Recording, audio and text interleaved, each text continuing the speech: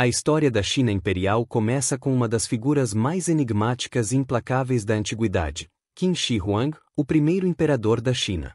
Antes de sua ascensão, a China era um mosaico de estados guerreiros em constante conflito, um período conhecido como os Reinos Combatentes, 475-221 a.C. Esses estados rivais lutavam pelo domínio da planície central, travando guerras incessantes, forjando alianças e traindo-se mutuamente em uma dança política sangrenta. O estado de Qin, situado no extremo oeste da China, começou como uma potência relativamente periférica. Porém, por meio de uma série de reformas administrativas, militares e econômicas iniciadas por Shan Yang no século IV a.C., Qin se transformou em uma máquina de guerra disciplinada e eficiente. A meritocracia substituiu o feudalismo tradicional, as leis foram padronizadas e a agricultura incentivada com rigor. Esse modelo centralizado permitiu a Qin subjugar seus rivais um por um, até que, em 221 a.C., o rei Zhen de Qin declarou-se Qin Shi Huang, literalmente, o primeiro imperador. A fundação do Império Qin marcou uma ruptura profunda com o passado feudal. Qin Shi Huang aboliu os títulos nobiliárquicos herdados e dividiu o território em unidades administrativas governadas por oficiais nomeados pelo centro imperial. A padronização foi uma das maiores marcas de seu reinado. Moedas, pesos e medidas foram unificados, assim como a escrita chinesa, criando as bases para a coesão cultural que perduraria por milênios. Mas o legado do primeiro imperador não foi apenas administrativo. A obsessão com a imortalidade e o controle absoluto também definiram sua era. Qin Shi Huang empreendeu projetos gigantescos, como a construção da primeira versão da Grande Muralha, unindo trechos de muros erguidos por estados rivais, e a criação de um vasto sistema de estradas que conectava todas as partes do império. Seu mausoléu, guardado por milhares de guerreiros de terracota, é uma das maiores descobertas arqueológicas do século XX e simboliza sua ambição desmedida. Entretanto, seu governo foi marcado por autoritarismo extremo. A perseguição a intelectuais, a queima de livros e a supressão do pensamento confucionista geraram grande ressentimento. Qin Shi Huang buscava eliminar qualquer ameaça à sua autoridade, e isso incluía as ideias. Em 213 a.C., ordenou a destruição de todos os livros que não fossem de natureza técnica ou científica, com exceção dos textos legais e médicos. Intelectuais foram enterrados vivos ou enviados para campos de trabalho. Após sua morte em 210 a.C., o império mergulhou em caos. Seu filho, Qin Ershi, não possuía a capacidade nem o carisma do pai. O controle central desmoronou rapidamente diante de revoltas camponesas e motins militares. Em apenas 4 anos, a dinastia Qin chegou ao fim, curta, porém decisiva. Apesar de sua breve duração, o impacto da dinastia Qin é incalculável. Foi ela que lançou os alicerces da China como um estado unificado, administrado por uma burocracia centralizada e regido por leis uniformes. A ideia de um imperador como o filho do céu, com mandato celestial para governar todas as terras sob o céu, nasceu com Qin Shi Huang e se perpetuaria pelas dinastias seguintes. Mais do que um conquistador, Qin Shi Huang foi um arquiteto da civilização chinesa.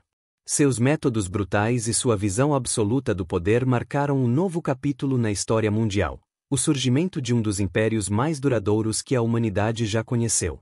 O colapso da dinastia Qin não significou o fracasso do modelo imperial, mas sim a necessidade de ajustá-lo.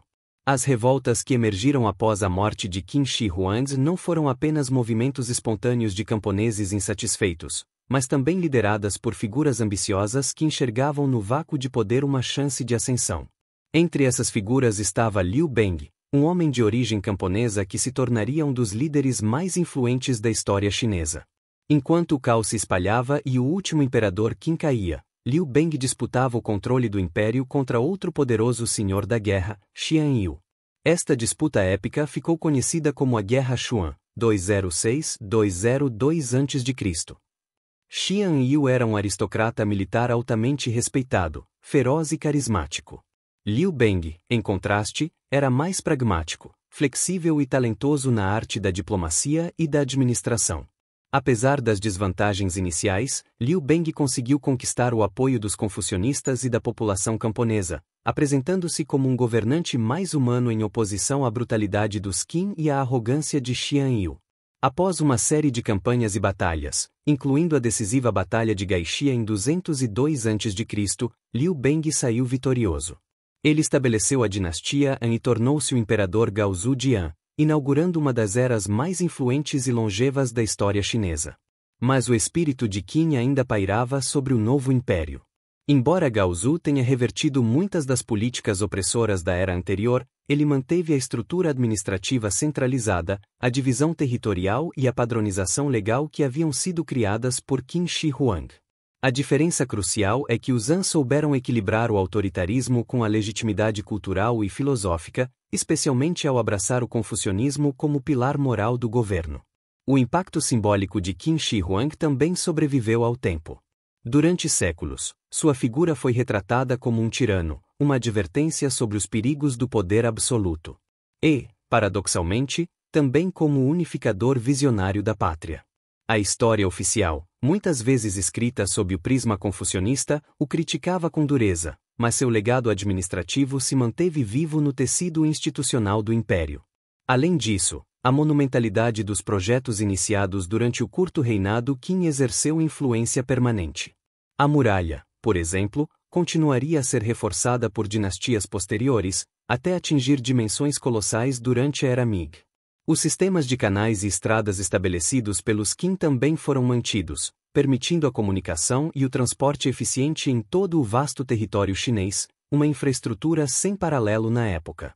Do ponto de vista arqueológico, o legado mais impactante de Qin Shi Huang, sem dúvida, o exército de terracota, descoberto acidentalmente em 1974 por agricultores que cavavam um poço nos arredores de Xi'an. Estima-se que mais de 8.000 soldados, 670 cavalos e 130 carruagens compõem essa força funerária, todos moldados com detalhes únicos. Cada rosto é distinto, refletindo uma meticulosa atenção artística e simbólica, projetada para proteger o imperador na vida após a morte. Esse exército silencioso é testemunho do poder, paranoia e ambição ilimitada de um homem que acreditava poder reinar mesmo além da morte. Outro aspecto importante a considerar é como a curta existência da dinastia Qin se tornou um estudo de caso para as futuras dinastias. O colapso rápido após reformas radicais e políticas extremas ensinou uma lição clara: sem legitimidade moral e apoio popular, mesmo o mais poderoso dos impérios está condenado a ruir. Por isso, os Han souberam adotar o que havia de funcional no modelo Qin, mas suavizaram os aspectos mais autoritários, criando um governo mais duradouro e aceito. Após o colapso da breve e mais impactante dinastia Qin, o vácuo de poder abriu espaço para a ascensão de Liu Beng, um líder improvável que viria a fundar uma das dinastias mais duradouras e influentes da história da China, a dinastia Han. Fundada oficialmente em 202 a.C., a dinastia Han perduraria, com algumas interrupções, até 220 d.C., moldando a cultura, o pensamento, a ciência e a política chinesa de forma tão profunda que o próprio povo chinês passou a se autodenominar Han, povo Han, até os dias de hoje. Liu Beng, entronizado como imperador Gaozu de Han, foi um político astuto que soube tirar lições valiosas do fracasso Qin. Embora mantivesse a centralização administrativa e o modelo de governo imperial, adotou uma abordagem mais pragmática, evitando o autoritarismo excessivo e buscando o apoio dos intelectuais confucionistas. Essa aliança entre o poder imperial e o pensamento confucionista se tornaria o alicerce moral e ideológico do Estado chinês por mais de 2.000 anos. A consolidação do poder dos Han ocorreu gradualmente. No início, Gaozu enfrentou rebeliões internas e ameaças externas, especialmente do Xiongnu, um poderoso povo nômade que habitava as estepes ao norte da China. Para conter essa ameaça, os primeiros imperadores recorreram a uma combinação de alianças matrimoniais, tributos e construção de fortificações, uma política conhecida como Eqin. No entanto, essas medidas mostraram-se temporárias e insuficientes. Foi sob o reinado de Han Wudi, o imperador Wudian, que governou de 141 a.C. a 87 a.C., que a dinastia alcançou seu auge em termos de expansão territorial, desenvolvimento econômico e prestígio internacional. Han Wudi rejeitou as concessões diplomáticas ao Xiongnu e promoveu campanhas militares bem-sucedidas que empurraram os nômades para longe das fronteiras imperiais. Estendeu o controle chinês até a atual Ásia Central, Coreia e partes do Vietnã, transformando o império em uma potência verdadeiramente multinacional. Além das conquistas militares, Han Wudi implementou reformas internas cruciais.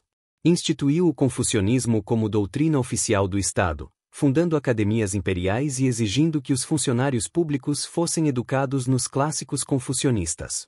Esse modelo criou uma burocracia altamente letrada e moralmente orientada, baseada em exames de mérito e princípios éticos, o que diferenciava a China das autocracias meramente militares de outras civilizações antigas.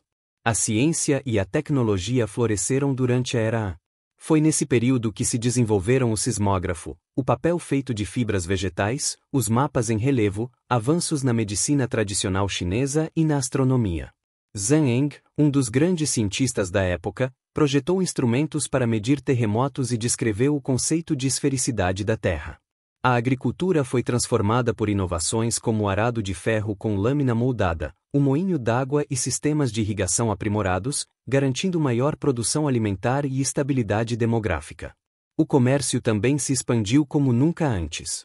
A China tornou-se um ponto crucial da antiga Rota da Seda, uma complexa rede de rotas comerciais que ligava o Império Chinês ao Ocidente, passando por desertos, montanhas e cidades-oásis até alcançar a Pérsia, o Mediterrâneo, eventualmente, o Império Romano. Seda, porcelana, chá, especiarias e objetos de jade saíam da China em troca de ouro, vidro, lã e ideias estrangeiras. Esse intercâmbio não era apenas econômico, mas também cultural e religioso, favorecendo o surgimento de centros cosmopolitas como Dian. O budismo, por exemplo, começou a penetrar na China através da Rota da Seda, vindo da Índia e adaptando-se progressivamente à filosofia chinesa. Embora ainda não fosse dominante, a sua presença inicial na Era Han prepararia o terreno para sua expansão posterior. Ao lado disso, o confucionismo se solidificava como estrutura moral e política, enquanto o taoísmo seguia como uma corrente espiritual paralela, moldando as crenças e costumes populares. Mas nem tudo era estabilidade e progresso. O final do período Han foi marcado por conflitos internos, corrupção na corte, e o fortalecimento dos eunucos, que manipulavam o poder em detrimento dos ministros confucionistas. Ao mesmo tempo, a concentração de terras nas mãos de poucas famílias aristocráticas gerava tensões sociais crescentes, com camponeses empobrecidos sendo obrigados a trabalhar em condições semi-servis. Essas tensões culminaram na rebelião dos Turbantes Amarelos, um movimento messiânico de inspiração taoísta ocorrido no final do século II d.C., que mobilizou milhões de camponeses contra a opressão do regime. Embora a revolta tenha sido sufocada, ela enfraqueceu ainda mais a autoridade central, levando à fragmentação do império e ao surgimento de senhores da guerra, uma prévia do que seria o turbulento período dos Três Reinos. A dinastia Han, portanto, representa o coração da identidade imperial chinesa. Foi ela que refinou o modelo estatal, criou os pilares culturais da administração pública e estabeleceu uma ligação inédita entre moralidade, conhecimento e poder. Seu legado permanece tão vívido que até hoje, em chinês, o idioma oficial é chamado de Hanyu, idioma, e a etnia majoritária do país é conhecida como Han. A administração Han foi um marco na institucionalização do sistema de governo chinês. Um dos maiores feitos foi a criação de um corpo burocrático baseado no mérito, onde os candidatos a cargos públicos precisavam demonstrar conhecimento dos textos clássicos, história, filosofia e leis. Embora o sistema de exames imperiais ainda não estivesse totalmente desenvolvido, ele surgiria de forma sistemática apenas na dinastia Sui e se consolidaria na Tang. Os Han pavimentaram o caminho com a fundação da primeira universidade imperial em 124 a.C., em Ch'an. Ch'an, capital do Império Han, era uma metrópole vibrante e multicultural. Suas avenidas largas, palácios imponentes e mercados repletos de produtos exóticos demonstravam o poder e a riqueza do império. Era também um centro de saber e debate intelectual, onde estudiosos confucionistas disputavam interpretações dos clássicos e aconselhavam o imperador. A cidade foi planejada com base em princípios cosmológicos e geomânticos, Feng Shui, refletindo a crença na harmonia entre céu, terra e humanidade. O confucionismo, que havia sido marginalizado sob os Qin, agora florescia como a filosofia dominante. Os 4 livros e os 5 clássicos tornaram-se leitura obrigatória dos burocratas. A ideia de que a virtude do governante legitima seu poder, conhecida como mandato do céu, ganhou força com o Zan. Esse princípio dizia que os deuses retirariam seu apoio a um imperador injusto, justificando sua queda e a ascensão de uma nova dinastia. Era uma explicação espiritual e moral para a mudança política, que moldaria toda a historiografia chinesa. O Código Legal Han também refletia essa nova sensibilidade. Embora continuasse severo, ele incorporava elementos morais confucionistas, promovendo a piedade filial, a lealdade e o respeito à hierarquia. As punições físicas extremas dos Qin foram suavizadas, e passaram a valorizar-se medidas administrativas corretivas e a mediação local. Os magistrados imperiais atuavam como juízes, professores e representantes do trono nas províncias, sendo figuras centrais na vida do povo. As relações exteriores também evoluíram. Além das campanhas militares para proteger as fronteiras, os Han estabeleceram missões diplomáticas permanentes. O esplendor da dinastia havia consolidado uma civilização sofisticada e um modelo de Estado centralizado que parecia destinado à eternidade.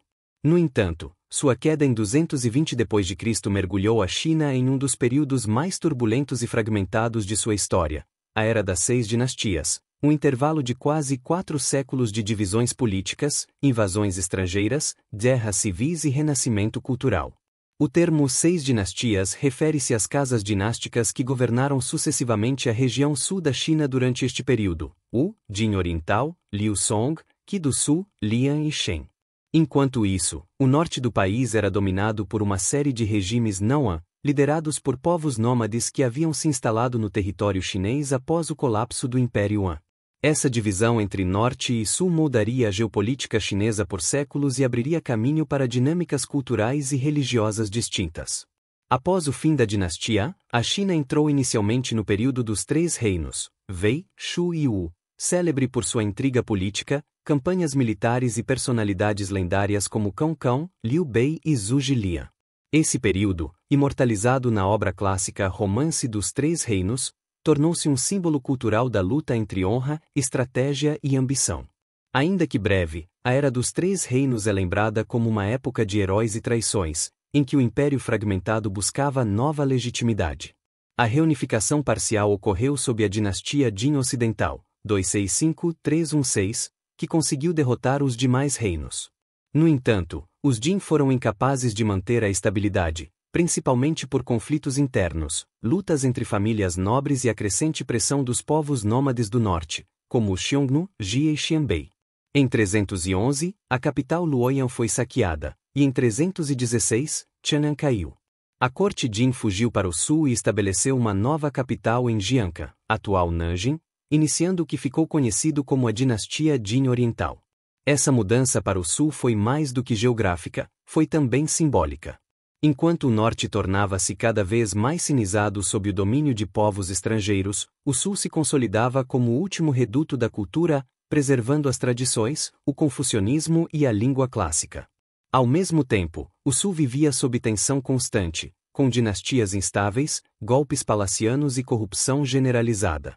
Cada nova dinastia durava pouco, muitas vezes fruto de usurpação e conspiração. O norte, por sua vez, tornava-se um laboratório de sincretismo. Os governantes nômades, apesar de inicialmente manterem suas culturas e religiões, logo começaram a adotar práticas chinesas para legitimar seu domínio. A sinicização desses reinos levou à adoção do idioma chinês, do vestuário Han e da estrutura administrativa confucionista. Um exemplo notável foi a dinastia Wei do Norte, liderada pelos Tuoba, que reorganizou o sistema agrário, incentivou o budismo e promoveu reformas que estabilizaram temporariamente a região. Durante esse período de divisão, o budismo viveu uma das fases mais importantes de sua história na China. Tendo chegado através da Rota da Seda durante a dinastia Han, a religião ganhou força durante as 6 dinastias como alternativa espiritual diante do caos político. Mosteiros budistas proliferaram tanto no norte quanto no sul, e monges começaram a traduzir os sutras indianos para o chinês, formando uma base textual que influenciaria profundamente a cultura religiosa da Ásia Oriental. Ao mesmo tempo, o taoísmo também florescia, especialmente no sul, com escolas filosóficas e práticas alquímicas ganhando destaque. A busca pela imortalidade, a harmonia com o Dão, o caminho, e a medicina taoísta tornaram-se parte do cotidiano das elites e dos eremitas.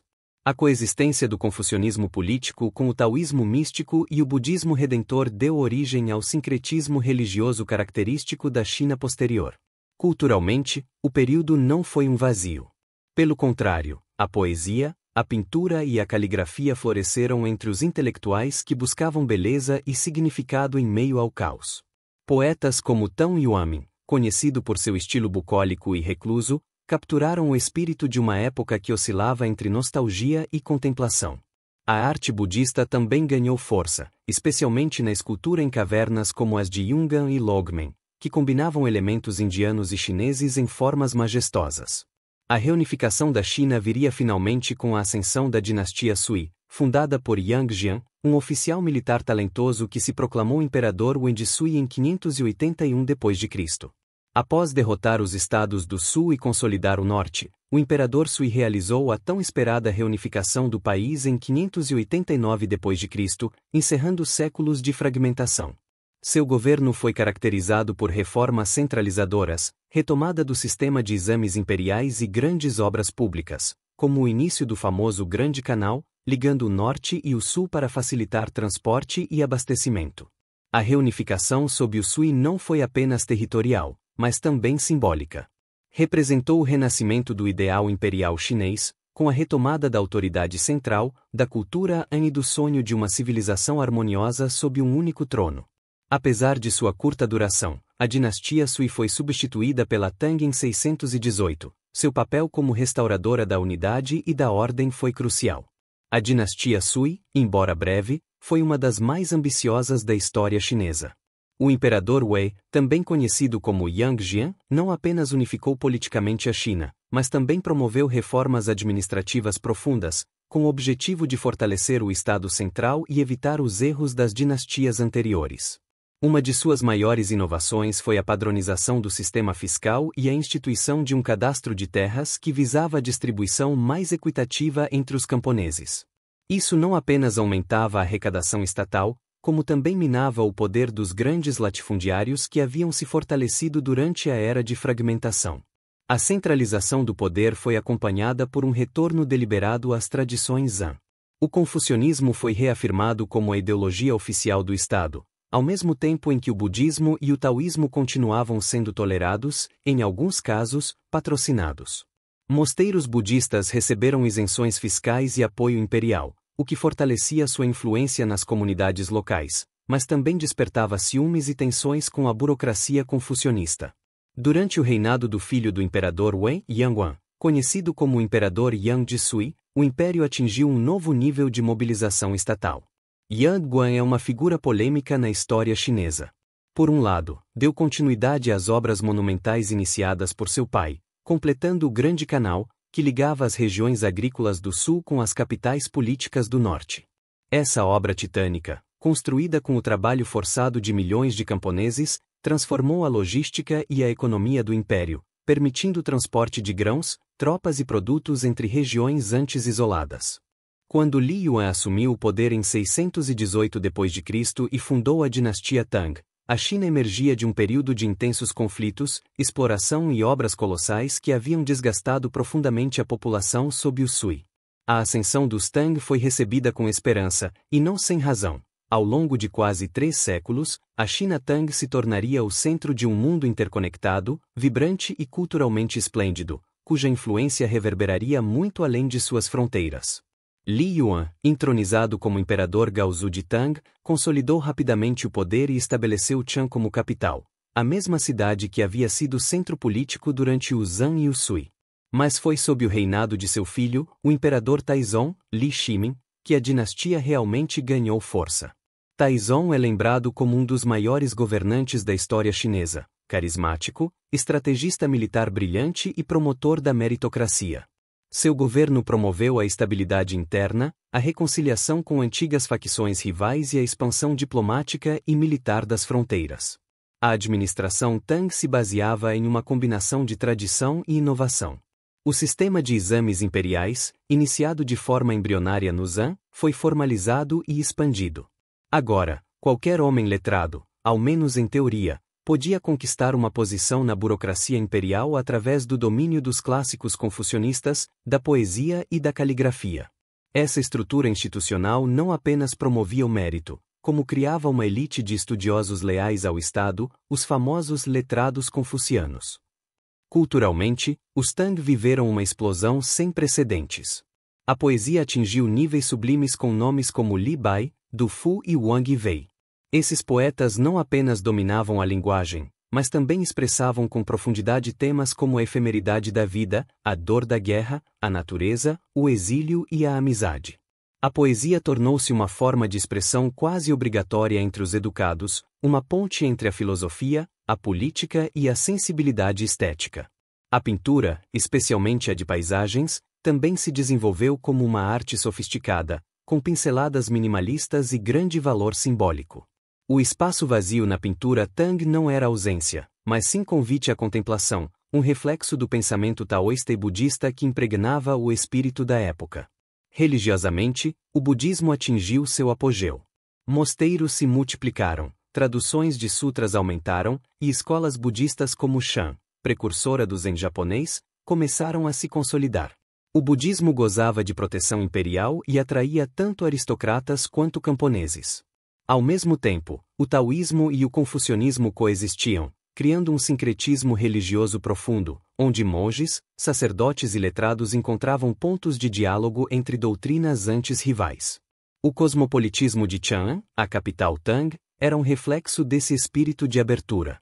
A cidade era uma metrópole global para os padrões da época, com embaixadas estrangeiras, mercados de especiarias indianas, músicos persas, comerciantes árabes, caravanas sogdianas e até cristãos nestorianos convivendo em seus bairros diversos. A Rota da Seda havia sido reativada com força total, e agora, mais do que nunca, a China era um centro de consumo e exportação de bens de luxo. A seda continuava sendo o produto mais famoso, mas agora acompanhada por cerâmica refinada, papel, chá, tinta, bronze e instrumentos musicais. Em troca, a China recebia jade, âmbar, coral, cavalos, vinho, perfumes e ideias filosófico-religiosas que moldariam ainda mais sua identidade híbrida. A força militar Tang também era impressionante. O império expandiu-se para a Ásia Central, Coreia e Sudeste Asiático, estabelecendo protetorados e vassalagens. Uma das maiores vitórias militares foi a Batalha de Talas, 751, contra os árabes abássidas, embora tenha sido também um marco do fim da expansão para o oeste. Dessa batalha, os chineses tomaram contato com o segredo da fabricação do papel, que depois se espalharia pelo mundo islâmico, séculos depois, para a Europa. No entanto, como toda era de ouro, os Tang também conheceriam seu declínio. A prosperidade e o poder central começaram a ser corroídos por rivalidades internas, favoritismos palacianos e o peso excessivo da aristocracia militar. O momento de ruptura viria com a rebelião de Anlushan em 755, liderada por um general sino-turco que, sentindo-se injustiçado, declarou guerra contra a corte. A rebelião durou quase 8 anos e foi devastadora. Estima-se que dezenas de milhões de pessoas morreram em consequência direta ou indireta do conflito. Cidades foram saqueadas, campos abandonados e o império quase colapsou. Embora a dinastia tenha sobrevivido formalmente após a supressão da rebelião, ela jamais recuperaria o mesmo esplendor e controle absoluto. Nos séculos seguintes, os Tang passaram por um enfraquecimento progressivo do poder central.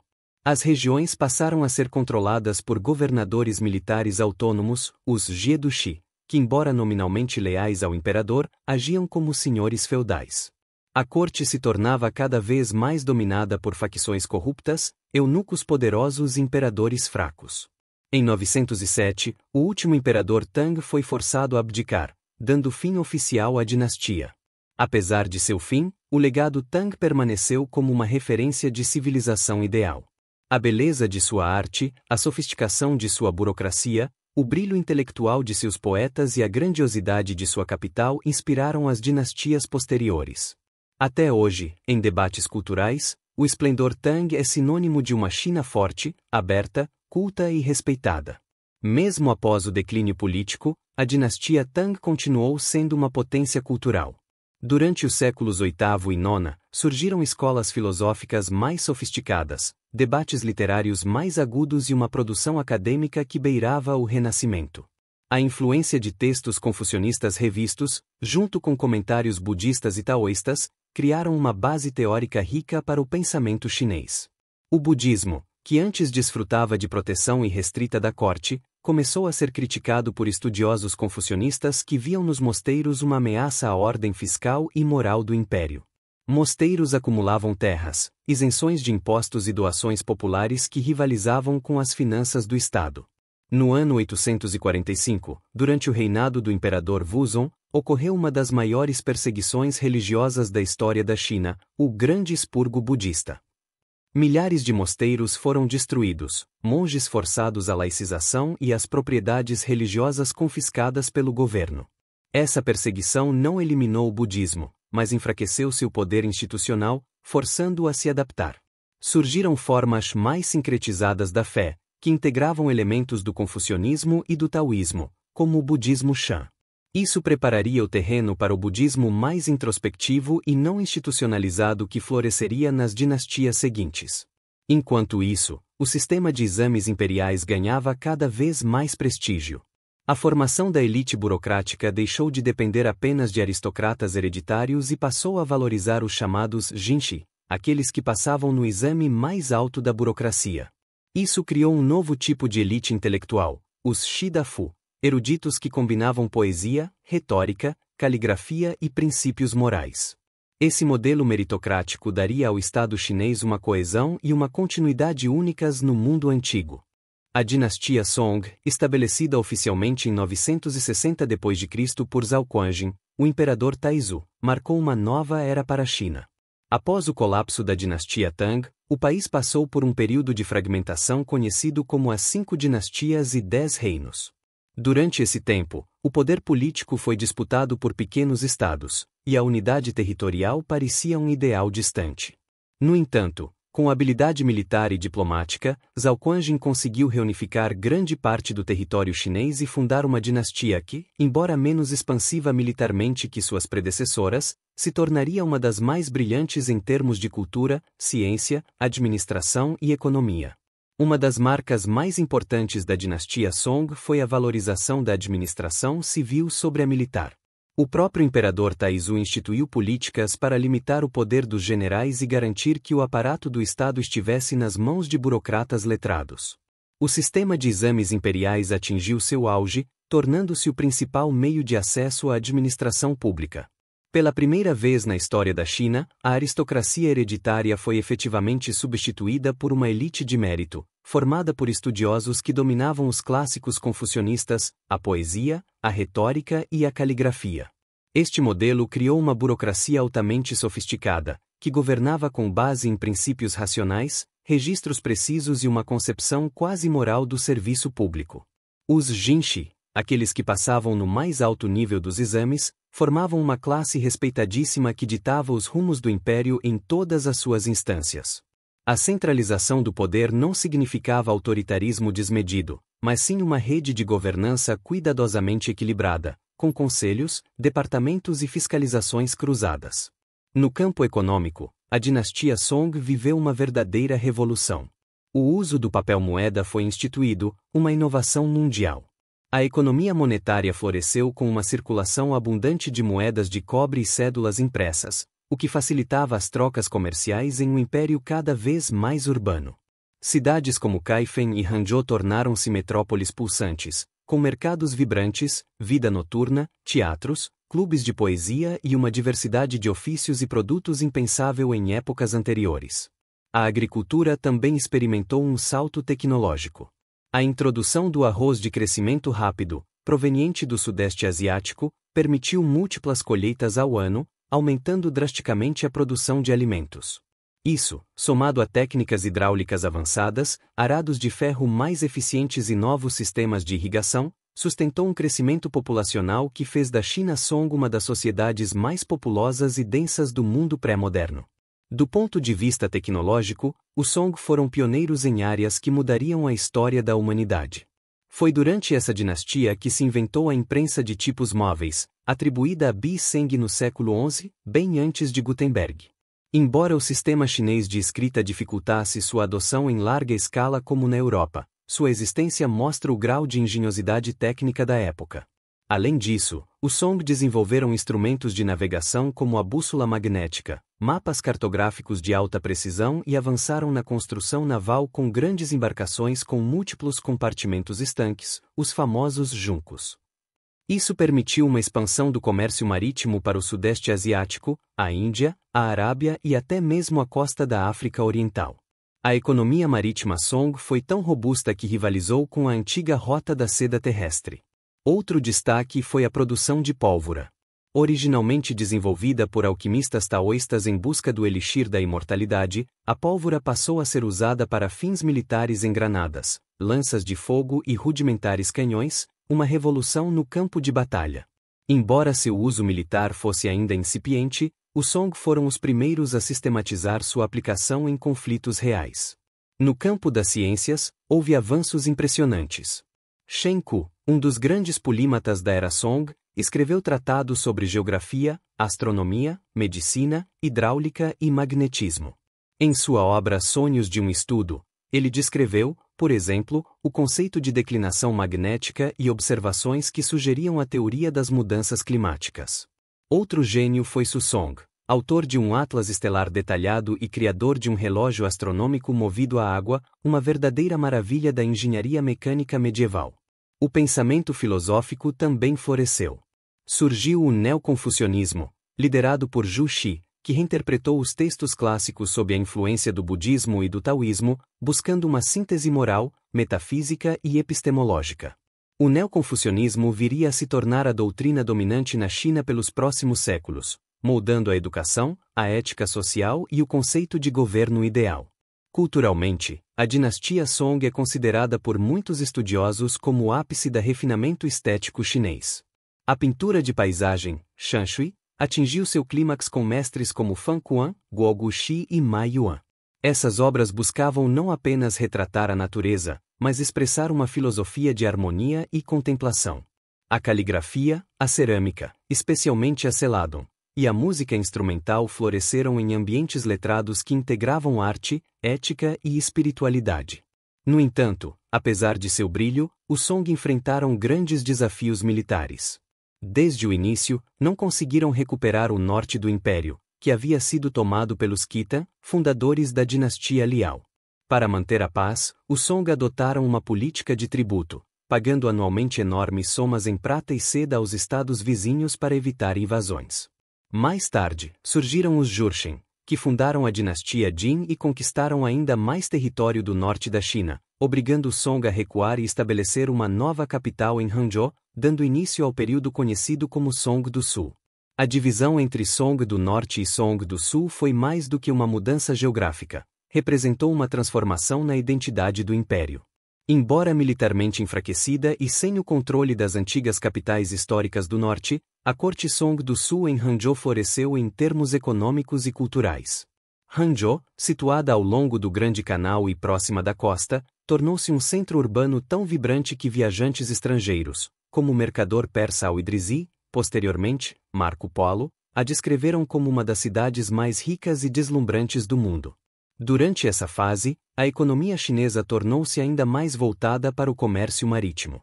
Os portos de Quanzhou, Guangzhou e Ningbo movimentavam quantidades extraordinárias de mercadorias, conectando a China com o Sudeste Asiático, a Índia, o mundo islâmico e até a costa da África Oriental.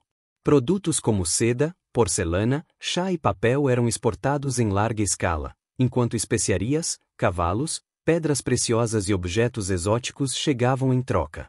O comércio externo também trouxe novas ideias, técnicas e influências culturais que enriqueceram ainda mais a já sofisticada sociedade Song. Essa prosperidade se refletia nas cidades, onde surgiu uma cultura urbana sem precedentes. Lojas especializadas, mercados noturnos, restaurantes, casas de chá, teatros, escolas privadas, bibliotecas e casas de impressão proliferaram. O letramento cresceu, especialmente entre as classes médias, e a impressão em xilogravura permitiu a produção de livros em massa. Pela primeira vez, textos não religiosos ou oficiais tornaram-se acessíveis a um público mais amplo. A queda da dinastia Song em 1279 marcou um ponto de virada dramático na história da China, Pela primeira vez, o império passava a ser governado por estrangeiros não sinizados, com valores culturais, religiosos e políticos radicalmente distintos. Os conquistadores eram os mongóis, um povo nômade das estepes da Mongólia, liderado por uma dinastia recém-estabelecida, a dinastia Yuan, fundada por Kublai Khan, neto do lendário Genghis Khan. O mundo chinês entrava em uma nova era, a era do Império Mongol. Ao contrário de seus antecessores, os Yuan não surgiram como continuadores naturais da tradição imperial chinesa, mas como dominadores externos que buscaram moldar a China segundo sua visão de império. Ainda assim, sob Kublai Khan, a nova dinastia adotou muitas estruturas administrativas chinesas para legitimar seu governo. Em 1271, Kublai proclamou oficialmente o início da dinastia Yuan e estabeleceu sua capital em Dadu, a atual Pequim, consolidando o domínio mongol sobre um território que abrangia quase toda a China e se integrava ao colosso eurasiático do Império Mongol. O governo Yuan era profundamente multinacional. A estrutura social foi reorganizada em uma hierarquia de 4 castas. No topo, os mongóis. Depois, os povos da Ásia Central aliados, como os turcos e uigures. Em seguida, os Han do Norte, chineses que viveram sob o domínio Jin. E por fim, os Han do Sul, os antigos súditos da dinastia Song. Essa divisão criou ressentimentos profundos entre a população chinesa, que via-se relegada a posições subalternas enquanto seus conquistadores ocupavam os cargos mais altos e desfrutavam de privilégios. Apesar disso, a administração Yuan incorporava muitos elementos da burocracia tradicional chinesa. Os exames imperiais, suspensos por um tempo, foram restaurados mais tarde, mas com severas restrições para os chineses Han. A corte Yuan também empregava conselheiros e ministros chineses, especialmente nos assuntos que requeriam conhecimento da cultura local. No entanto, a desconfiança entre as etnias era permanente, e a política muitas vezes oscilava entre a cooptação e a repressão. Culturalmente, o período Yuan foi paradoxal. De um lado, houve repressão a certos costumes confucionistas e perseguições esporádicas a letrados e monges considerados dissidentes. De outro, o Império abriu a China como nunca antes ao mundo exterior. A unificação mongol da Eurásia, conhecida como Pax Mongolica, criou uma vasta rede comercial e diplomática que conectava a China com a Pérsia, a Rússia, o Oriente Médio, a Índia e até a Europa. Foi nesse contexto que surgiu uma das figuras mais famosas da história global, Marco Polo. O mercador veneziano viajou até a corte de Kublai Khan e permaneceu na China por quase 2 décadas. Em seu famoso livro, As Viagens de Marco Polo, descreveu com fascínio a riqueza, a sofisticação e os costumes do Império Yuan, ainda que, por vezes, com exagero e imprecisão. Seu relato teve grande impacto no imaginário europeu e alimentou os sonhos de expansão para o Oriente, séculos antes da chegada dos portugueses e espanhóis. Do ponto de vista econômico, os Yuan promoveram grandes projetos de infraestrutura, como a ampliação do Grande Canal, a reparação de diques e a construção de estradas e postos de correio em todo o império. Estimularam o uso do papel moeda em escala ainda maior do que o Song e implementaram um sistema fiscal eficiente, mas também pesado para os camponeses. O fisco mongol, às vezes terceirizado a comerciantes estrangeiros, tornou-se símbolo de opressão para a maioria dos chineses, gerando revoltas e resistência. Religiosamente, os mongóis foram tolerantes. Budismo, taoísmo, confucionismo, islamismo, nestorianismo e até o judaísmo coexistiam sob a proteção do Estado, embora o budismo tibetano, particularmente o lamaísmo, gozasse de maior prestígio junto à elite mongol. Muitos imperadores Yuan favoreciam os lamas tibetanos como seus conselheiros espirituais, enquanto o confucionismo, anticentro da moral estatal, era relegado a papel secundário. A arte sob os Yuan refletia essa fusão de influências. Pintores chineses como Zhao Mengu, que escolheu colaborar com o regime mongol, criaram obras que misturavam a tradição Song com novas técnicas e temas. A cerâmica azul e branca, influenciada por padrões islâmicos, floresceu e seria posteriormente exportada em massa durante a Era Ming. O teatro também se tornou uma forma popular de expressão, com a consolidação da ópera Zaju, cujas peças abordavam temas históricos, mitológicos e sociais.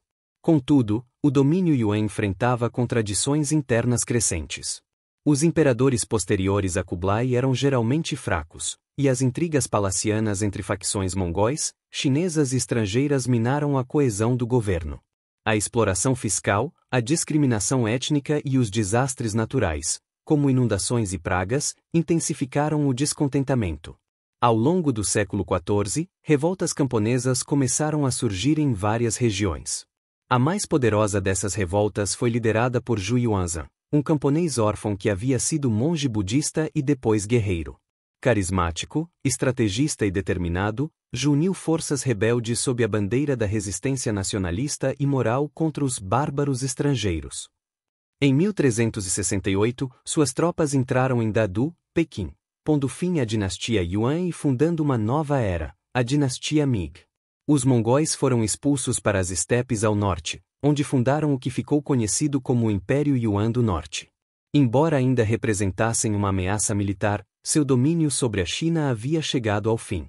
O povo chinês, após quase um século de humilhação e subordinação, recuperava o controle de seu destino político e cultural. Mas o impacto da dinastia Yuan não seria facilmente apagado. A China havia sido profundamente transformada por sua inserção em um império global, por seus contatos com culturas distantes e pela experiência amarga de viver sob o domínio de um povo estrangeiro. O trauma e a memória desse período moldariam profundamente a política, a cultura e a diplomacia chinesa nos séculos seguintes. Apesar das tensões internas, o período Yuan também foi marcado por uma relativa estabilidade geográfica. A China, inserida no vasto tabuleiro do Império Mongol, fazia parte de uma teia diplomática e comercial que não tinha precedentes na história. A famosa Pax Mongolica permitia o trânsito seguro de comerciantes, embaixadores, missionários e viajantes do Mar Amarelo até o Mediterrâneo. A Rota da Seda Terrestre foi reativada em toda sua potência, enquanto a rota marítima para o Sudeste Asiático, a Índia e o mundo árabe ganhava ainda mais importância. As cidades costeiras chinesas, como Quanzhou, Guangzhou e Yangzhou, floresceram com o comércio externo. Comerciantes árabes e persas, que gozavam de proteção imperial, estabeleceram comunidades duradouras nessas cidades. A troca de mercadorias era intensa. A China exportava seda, porcelana, papel, medicamentos e objetos de jade, e importava cavalos, âmbar, pérolas, tapetes, metais preciosos e perfumes. Esse cosmopolitismo, contudo, não foi acompanhado de assimilação social. Os estrangeiros, mesmo integrados na economia, continuavam vistos com desconfiança pela população. Com a queda da dinastia Yuan em 1368, a China passou por uma das viradas mais profundas de sua história, o retorno ao domínio após quase um século de governo mongol. A nova dinastia, fundada por Zhu Yuanzhan, tomou o nome de Ming, que significa brilho ou iluminação, em clara oposição simbólica à escuridão do domínio estrangeiro.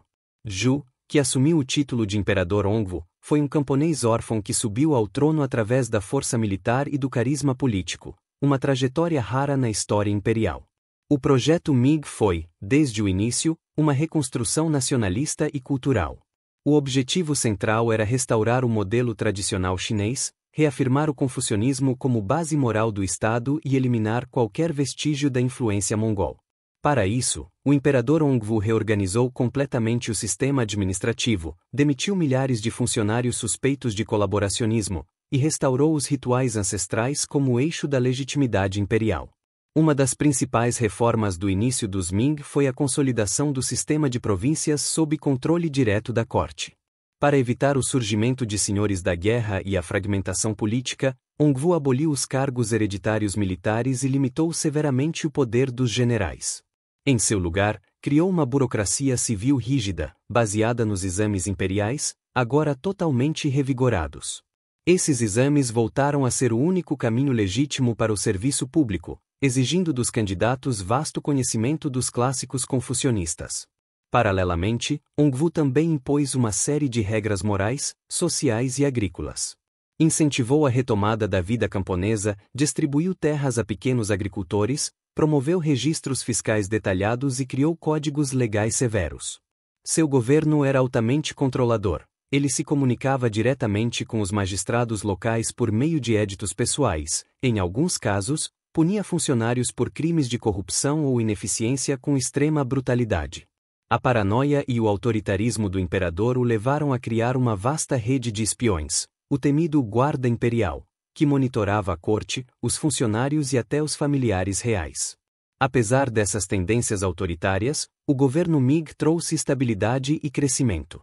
A agricultura prosperou, a população cresceu e as cidades se revitalizaram. Cidades como Nanjing, primeira capital, e depois Pequim, restaurada como capital por seu filho, o imperador Yongle, tornaram-se centros administrativos, culturais e comerciais de vastíssima influência. Foi durante o reinado de Yongle, de 1402 a 1424, que os Ming atingiram seu auge político e simbólico. Yongle construiu a monumental Cidade Proibida em Pequim, reorganizou completamente a burocracia imperial e patrocinou a compilação da Enciclopédia Yongle, uma obra de mais de 20.000 volumes que visava reunir todo o saber chinês. Mas o feito mais impressionante de seu governo foi, sem dúvida, a promoção das grandes viagens navais de Zheng He. Zheng He, um eunuco muçulmano de origem Hui, comandou uma frota imensa, com navios gigantescos conhecidos como Baoshuan, que realizou 7 viagens entre 1405 e 1433, chegando ao Sudeste Asiático, à Índia, à Península Arábica e até a costa oriental da África. Essas expedições tinham objetivos diplomáticos, comerciais e simbólicos: levar presentes, estabelecer vassalagens e exibir o esplendor da China Ming ao mundo. Os navios de Zheng He eram os maiores do mundo em sua época, com mais de 120 metros de comprimento, e transportavam milhares de marinheiros, soldados e embaixadores. Apesar do sucesso diplomático, essas viagens não tinham como objetivo a colonização nem a conquista, e após a morte de Yongle, foram gradualmente abandonadas. A elite confucionista, que via com desconfiança o gasto militar e o contato com culturas bárbaras, pressionou para o fim das expedições. Em meados do século XV, os Ming proibiram a construção de navios com mais de 2 mastros e restringiram severamente o comércio marítimo. A China virou-se para dentro. Esse isolamento, porém, não significou estagnação. O período Ming foi marcado por avanços culturais significativos. A literatura floresceu com a consolidação do romance popular, como Jornada ao Oeste, o Romance dos Três Reinos, A Margem da Água e O Pavilhão das Peonias. A pintura continuou a evoluir, agora com escolas que mesclavam tradição e inovação, enquanto a porcelana atingiu seu apogeu técnico e estético, especialmente nas oficinas de Jinzhen. A vida urbana também se diversificou.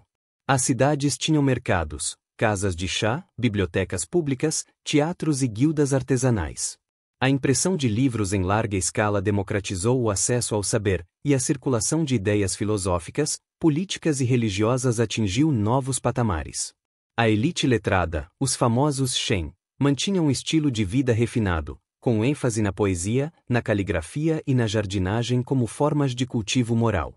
No entanto, a rigidez do sistema também criou fragilidades. A concentração de terras aumentou com o tempo, e os pequenos camponeses passaram a viver sob dependência de grandes famílias que acumulavam riqueza e influência. A corrupção infiltrou-se na burocracia, os exames imperiais tornaram-se cada vez mais decorativos e competitivos, e o controle absoluto da corte sobre a produção e o comércio gerava tensões regionais. Na segunda metade do século XVI, o Império Ming começou a ser pressionado por ameaças externas. Os piratas Wokou atacavam as costas do leste, e os manchus, um povo do nordeste, começavam a se organizar militarmente. Internamente, a crise fiscal provocada pelo declínio da produção agrícola, a evasão fiscal das elites e os gastos militares excessivos minavam o tesouro imperial.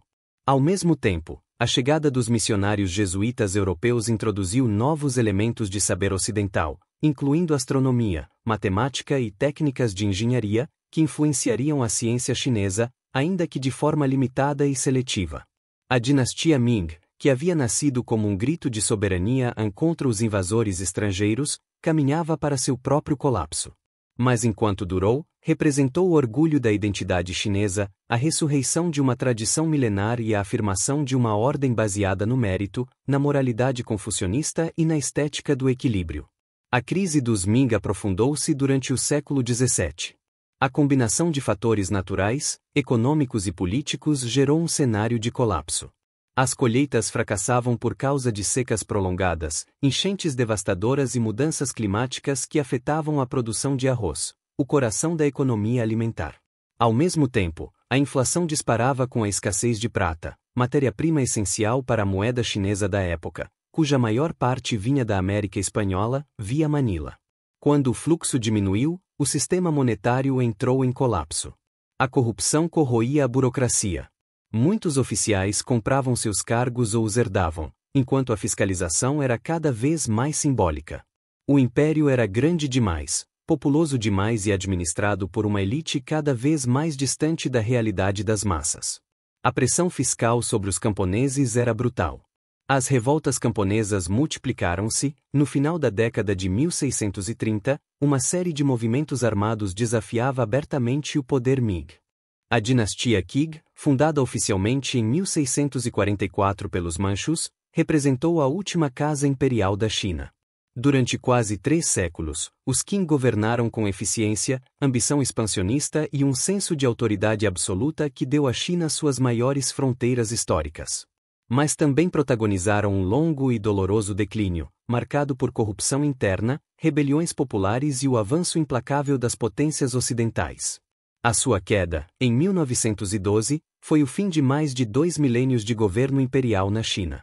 Os Manchus, originários da região da Manchúria, ao norte da Grande Muralha, não eram chineses Han, mas haviam absorvido elementos da cultura chinesa durante séculos de contato.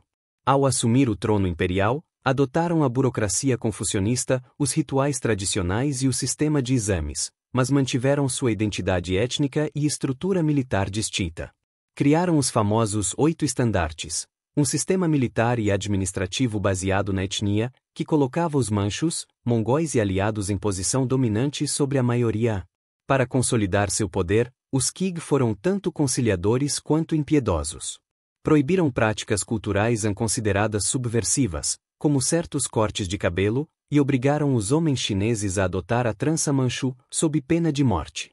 Ao mesmo tempo, mantiveram os clássicos exames confucionistas e incluíram letrados na administração. Essa política de dominação com cooptação foi eficaz. Os Qing conseguiram estabilizar o império rapidamente e lançar campanhas militares bem-sucedidas contra os restos da resistência Ming e potências vizinhas.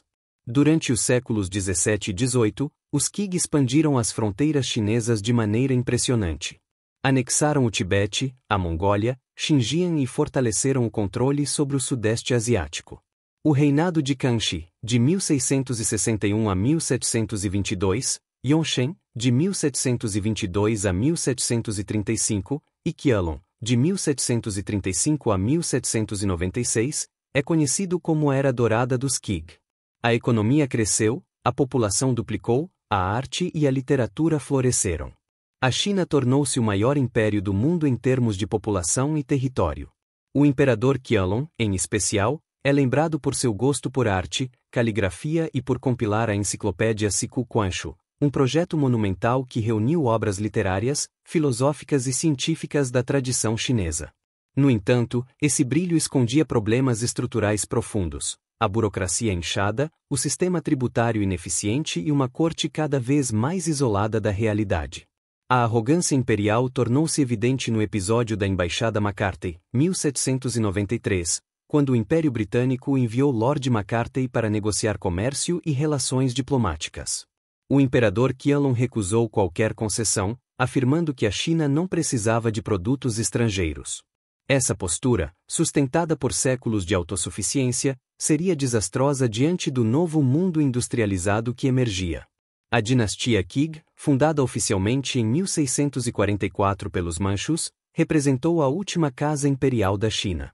Durante quase 3 séculos, os Qing governaram com eficiência, ambição expansionista e um senso de autoridade absoluta que deu à China suas maiores fronteiras históricas. Mas também protagonizaram um longo e doloroso declínio, marcado por corrupção interna, rebeliões populares e o avanço implacável das potências ocidentais. A sua queda, em 1912, foi o fim de mais de 2 milênios de governo imperial na China. Os Manchus, originários da região da Manchúria, ao norte da Grande Muralha, não eram chineses Han, mas haviam absorvido elementos da cultura chinesa durante séculos de contato. Ao assumir o trono imperial, adotaram a burocracia confucionista, os rituais tradicionais e o sistema de exames, mas mantiveram sua identidade étnica e estrutura militar distinta. Criaram os famosos 8 estandartes, um sistema militar e administrativo baseado na etnia, que colocava os manchus, mongóis e aliados em posição dominante sobre a maioria. Para consolidar seu poder, os Qing foram tanto conciliadores quanto impiedosos. Proibiram práticas culturais consideradas subversivas, como certos cortes de cabelo, e obrigaram os homens chineses a adotar a trança manchu, sob pena de morte. Ao mesmo tempo, mantiveram os clássicos exames confucionistas e incluíram letrados na administração. Essa política de dominação com cooptação foi eficaz. Os Qing conseguiram estabilizar o império rapidamente e lançar campanhas militares bem-sucedidas contra os restos da resistência Ming e potências vizinhas.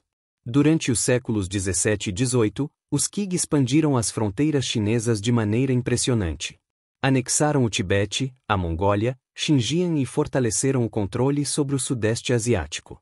O reinado de Kangxi, de 1661 a 1722, Yongzheng, de 1722 a 1735, e Qianlong, de 1735 a 1796, é conhecido como a Era Dourada dos Qing. A economia cresceu, a população duplicou, a arte e a literatura floresceram. A China tornou-se o maior império do mundo em termos de população e território. O imperador Qianlong, em especial, é lembrado por seu gosto por arte, caligrafia e por compilar a enciclopédia Siku Quanxu, um projeto monumental que reuniu obras literárias, filosóficas e científicas da tradição chinesa. No entanto, esse brilho escondia problemas estruturais profundos: a burocracia inchada, o sistema tributário ineficiente e uma corte cada vez mais isolada da realidade. A arrogância imperial tornou-se evidente no episódio da Embaixada Macartney, 1793, quando o Império Britânico enviou Lord Macartney para negociar comércio e relações diplomáticas. O imperador Qianlong recusou qualquer concessão, afirmando que a China não precisava de produtos estrangeiros. Essa postura, sustentada por séculos de autossuficiência, seria desastrosa diante do novo mundo industrializado que emergia. No século XIX, a pressão ocidental aumentou drasticamente. A Primeira Guerra do Ópio, de 1839 a 1842, provocada pela tentativa britânica de impor o comércio de ópio à força, resultou na humilhante derrota da China e na assinatura do Tratado de Nanquim, que cedeu Hong Kong à Grã-Bretanha, abriu portos obrigatórios e inaugurou o que os chineses chamariam de século de humilhação. A Segunda Guerra do Ópio, de 1856 a 1860, aprofundou ainda mais essa subjugação. Franceses, britânicos e depois outras potências como Rússia, Alemanha, Estados Unidos e Japão impuseram tratados desiguais, zonas de concessão e extraterritorialidade em território chinês. Pequim foi saqueada, e o Palácio de Verão destruído. A impotência do governo Qing diante dessas agressões destruiu sua autoridade perante o povo. A essas ameaças externas somaram-se revoltas internas devastadoras.